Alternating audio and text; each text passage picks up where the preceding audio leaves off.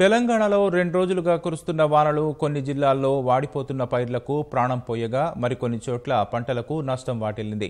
ఉమ్మడి కరీంనగర్, మహబూబ్నగర్, మెదక్ జిల్లాలో పరిధిలోని వేలాది ఎకరాల్లో మొక్కజొన్న, మిరప, పత్తి, వరి పంటలు దెబ్బతిన్నాయి. అకాల వానలకు కళ్లల్లో ఆరబోసిన కందులు, ధాన్యం, మిరప తడిసి ముద్దయ్యాయి. ఉపరితల ద్రోణి ప్రభావంతో రాష్ట్రంలో విస్తారంగా వానలు కురుస్తున్నాయి. అత్యధికంగా సిద్దిపేట జిల్లా నంగునూరులో 10, దుబ్బాకలో 9, భూపాలపల్లి 8, హుజూరాబాద్లో 7 సెంటీమీటర్ల వర్షపాతం నమోదైంది.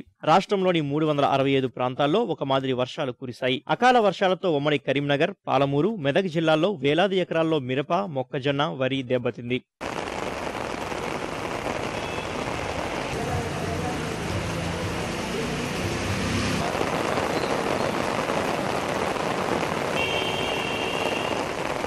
పెద్దపల్లి జిల్లా మంతని నియోజకవర్గంలో భారీ వర్షం కారణంగా వందలాది ఎకరాల్లో పత్తి పొలాల్లోనే తడిసి ముద్దయింది.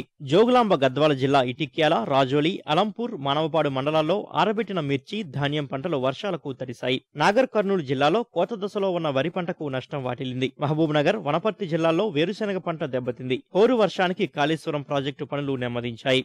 తెలంగాణ మీదుగా ఉత్తర కర్ణాటక వరకు ఏర్పడిన ఉపరితల ద్రోణి బలహీనపడినా దాని ప్రభావంతో ఇవాళ ఓ మోస్తరు వర్షాలు కురుస్తాయని హైదరాబాద్లోని వాతావరణ శాఖ వెల్లడించింది.